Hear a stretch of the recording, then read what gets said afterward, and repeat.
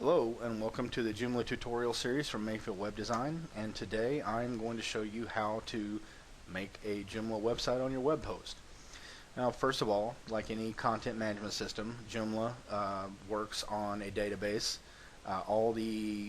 Everything to do with it is a database entry on a database table, so you will have to have a web host that supports MySQL databases. Almost all of them do now, unless it's a web host that is run out of somebody's basement or something like that, or it's very, very old. So you will need web space and you will need MySQL database. So here is my cPanel. If you are with one of the larger hosting companies, you will likely have a very similar cPanel. Now there's a couple of different ways to set up Joomla. The easiest way by far is if your web host has a Fantastico or Softaculous or some other software installation feature, and this is just as easy as it gets. You find the CMS or blog that you're interested in or e-commerce solution, you click this, you install it, you give it a few pieces of information about where on your site you want it installed, and that's it. For the sake of argument though, we're going to assume that we're going to do this one the hard way just to show you. So the first thing you're going to need to do is go to joomla.org and download the Joomla package. The newest version is 2.5.1 and it is awesome. So we'll go ahead and download that. Now I've already extracted a copy of the Joomla 2.5.1 package onto my desktop, and so I have set up on my web server a subfolder called Joomla Tutorials. So what I'm going to do now is I'm going to go to the Joomla 2.5.1 and I'm going to upload all these files into here. So this will take a few minutes. So what I want to show you how to do while that's doing that is to set up a MySQL database. So on my cPanel, there is a place down here for databases. You click on MySQL databases and you can set it up. Now I've already set one up for this called Joomla Tut for tutorial, and I have already added the username. These are all the users that I have created because I've made several different sites over the years. So these are the databases. Let's see, where is it?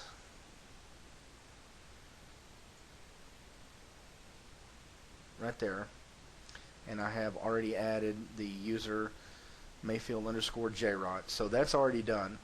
But let's go ahead and do one just for the sake of argument. So I'll go ahead and make one called Joom251. Create the database, go back, and every database will have to have a user. So let's create a new user, Joom251. Give it a password that you can remember.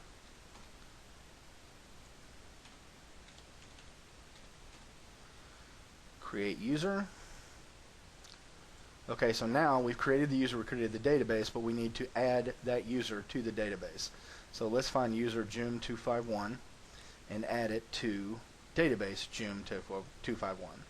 So we'll add it, and these are all the privileges. We want to have all the privileges, so make changes. That's done.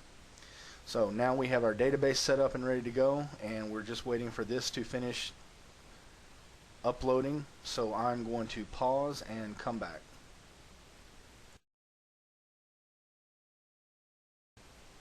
Okay, and we're back. As you can see, it's just about done uploading. This took about 15 minutes. Of course, it'll vary depending on how fast your internet connection is. I use FileZilla. I just think it's the best FTP program, but there's lots and lots of free ones, Qt FTP and so forth. The other way that you could get the files that you needed up to your web server is if you have the cPanel again, you have your file manager, and you can use your file manager to go into your the folder that you wanted. If you're building a website in your index folder, of course that would be in public HTML or whatever, but you could upload the Joomla package still zipped with this. Once it uploads, you highlight it in here and then hit the extract button and it will do all this. But I prefer using the FTP. I think it's more stable than HTTP transfer. So anyway, okay, so our files are there. Now, the next thing is you go to your wherever you installed it, which I have mine in Joomla tutorials, I believe. Let me double check. Joomla tutorials, yep. Joomla tutorials, and then installation. This is going to bring up the Joomla installer. So, you would choose whichever language you're going to choose. I'm choosing English. And then this is where you, okay, so this is just some checks it's doing. All this stuff is almost always standard. I never have a problem with this. And then this is your GNU, General Public License. Just skip past this. And here's where you need to know your database information. Usually the host name is localhost, but on certain web hosts it will be something else. You'll just have to check with your web host company about that. The username that we had was Mayfield _ Joom 251. Put in the password that I created. The database name was Mayfield. I can't even type my own name. Joom 251. This all looks right, and so we'll go to next. It's going to verify that.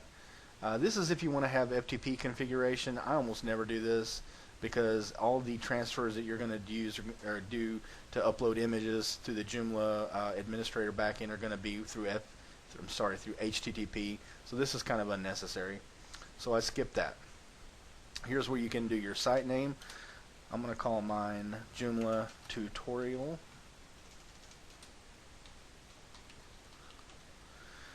The email that you want to use.